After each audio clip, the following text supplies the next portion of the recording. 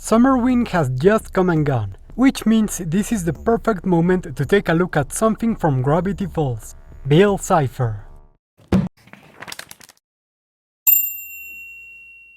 Hello everyone, and welcome to the Speculative Wildlife Research Center. Bill Cipher, the geometrically accurate demon from Gravity Falls, is one of the most entertaining and coolest cartoon villains. And with all of his weird brain trickery and fascinating look, why don't we take a stab at his Spec Evo reimagining? Please consider liking and subscribing to help our channel shape up. And now, without further ado, let's get started.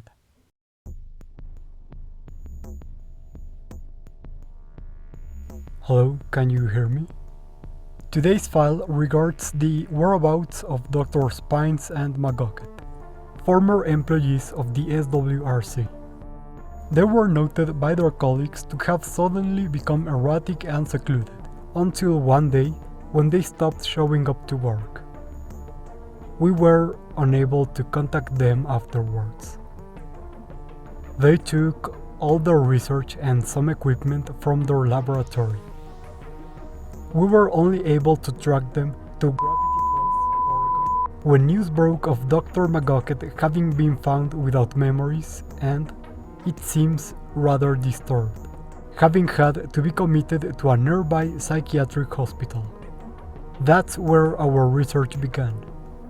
We eventually found their belongings in a rundown shack, where they had assembled who knows what from our equipment, bought hardware, and a not insignificant amount of junk. The fate of Dr. Magocket has already been determined, but Dr. Pines was nowhere to be found. Upon researching their former base of operations, we found nary a clue, save for a couple of things. 1. A few pages from a notebook with the sketches you are currently seeing on your screen. The creatures presented in these sketches, while clearly being different types of insects, do not fit the description of any known species in the area. Second was this mysterious patch of unknown origin. At a first glance, it seems to be composed of fungal hyphae, which coincided with the presence of what seemed to be fungal spores. A quick observation through our field microscope shows a marked difference from fungal spores in our recorded databases. But there's only so much we can do on the field. Samples from both dead tissue and spores were taken for further study at our lab.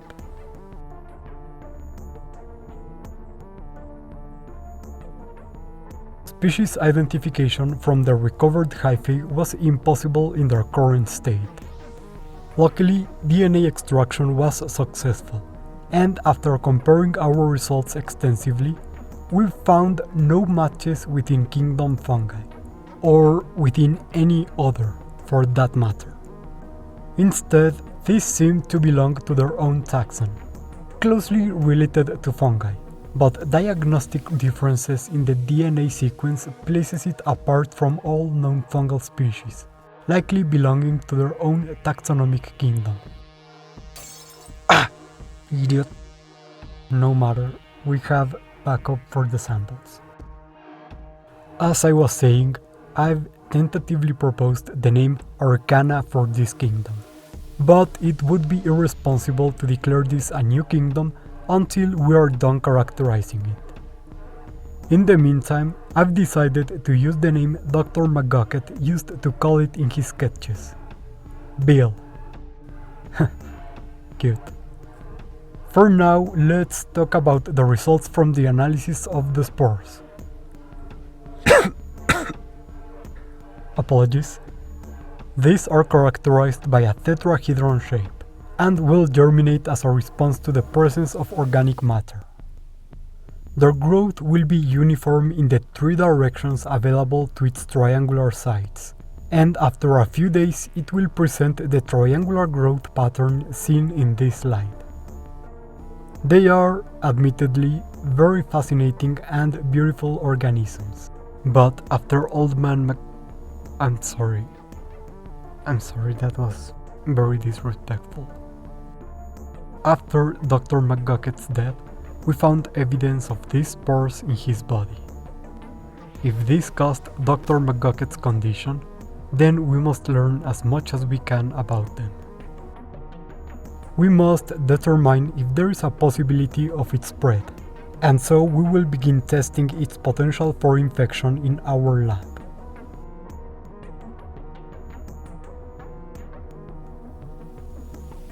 Our latest research has confirmed the infective process of the organism, formal naming still pending. This was tested on a couple subjects. Drosophila melanogaster, the common fruit fly, was immediately overtaken, as were any other small invertebrates we tried.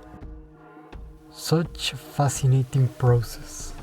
The entirety of this creature's life cycle is... Well, anyway, the pattern of growth was not dissimilar to that seen in isolation, or in Pines and McGuckett's sketches. We believe this to be an attempt by the organism to attract a proper host, since the full extent of the infection was only observable in larger organisms. Infection of lab rats, Ratus norvegicus, yielded the same initial growth, followed by quick expansion towards the host's circulatory system. The first observable symptoms of the infection include a marked alteration to the eyes of the subject. It seems as it expands, the organism's hyphae will target red blood cells, breaking them down to absorb the iron present in them, the uptake being significantly greater than that observed in fungi. Breakdown of the red blood cells will cause the release of bilirubin, which, in excessive quantities, will leak into the eyes of the host, turning the sclera yellow, an effect very similar to that observed in jaundice. In time, injuries like those observed now will be visible, as the iris is targeted due to its high vascularization, heavily affecting visibility. From this point, spread towards the brain will be slow, but inevitable. As the organism spreads and feeds on its host, brain activity will be significantly altered. Panic attacks and dissociative events will become increasingly common, as will, we believe, hallucinations. I say we believe because this was determined from the responses shown by the lab rats. No human testing has been performed, and with these results, it is very unlikely to ever be. Near the end of its infective cycle, another symptom will become observable. The activity of the organism will induce a very quick process of ossification, similar to the disease known as fibroplasia ossificans progressiva, caused by an anomalous activation of gene ACVR1. The connective tissue will be ossified, turned to bone, followed by the muscle and the skin, transforming the victim into a living statue. Living, but not for much. The infective cycle will end with the forming of a floating body that will emerge from the from the host's body, to spread its spores anew.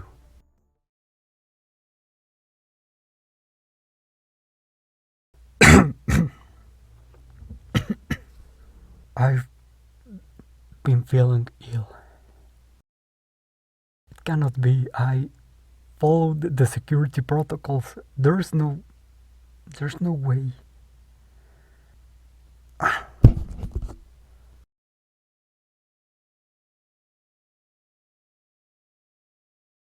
can feel it in my head. I can. There are holes in my memory. I think it has been taking my body for joyrides. I cannot remember, but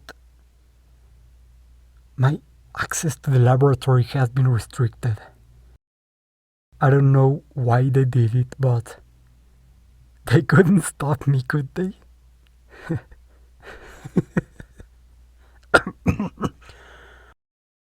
Pardon my ramblings.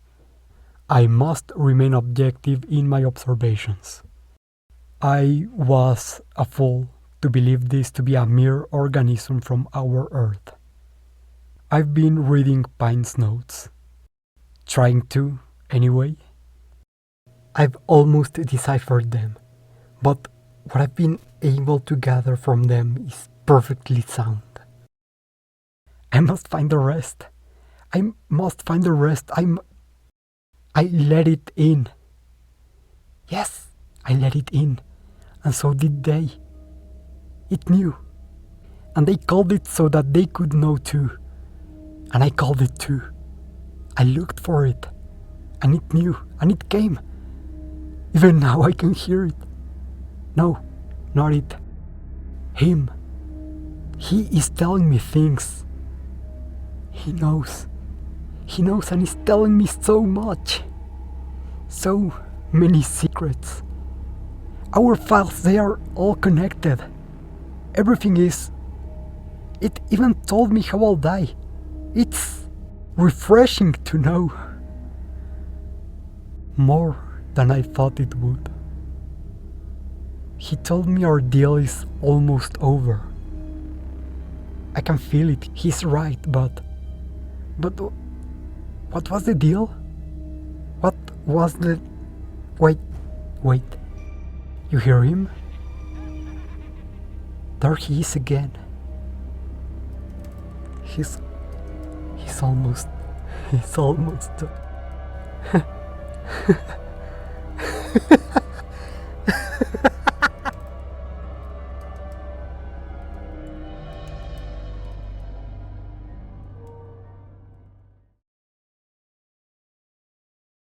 And that's it for Spec-Evo look into Bill Cipher. I'll be honest, I had a bit of issues knowing how to tackle this one. But your suggestions in the comments really helped me figure out what road I was going to take. I wanted, as you can see, to do something different with the concept. Something less literal, but taking advantage of the horror roots of the series. Which I had a great time doing, since this format allows me to have some fun with the writing part. Plus, this was a perfect time to do this video, with it being Pride Month, Summerween, and also Men's Mental Health Awareness Month. Even Triangle Day was this month. Oh yes, it's all coming together. Anyways, I hope you liked this episode. And do let me know if you'd like to see me experiment with these formats more. Of course, here's a thank you to everyone who wanted to see this episode. And especially to all of you cool people who helped make this work by giving your awesome ideas. And also, thanks a lot to our researchers and research associates who support us through Patreon and YouTube memberships. Remember, you too can join in if you want to support our channel. And you get some nice perks too, like seeing all of our creatures and videos ahead of time and helping mold them into shape. Or you can also like, subscribe, or write a comment telling me any type of creature you would like me to give the Spec-Evo treatment in the show, as any of those really help the channel a lot. But before we go, why don't you do me a solid and go check out Doomlings. This 2-6 player card game simulates the evolution of a fictional world where you play different traits for your species as the game conditions change across different eras, or game rounds, scoring you points until the world is destroyed and the game ends. This is a really fun game to play with your friends, so if you enjoy biology and evolution, and you want to play a fun game and support the channel, use the link in the description to go check out their wares. And you can use the code SPECULATIVEWildlife as written here to get a 15% discount on checkout. Anyways, that's all for today, and if you are still here, I just wanted you to know I can see you. Thank you all for watching, and see you next time on the Speculative Wildlife Research Center.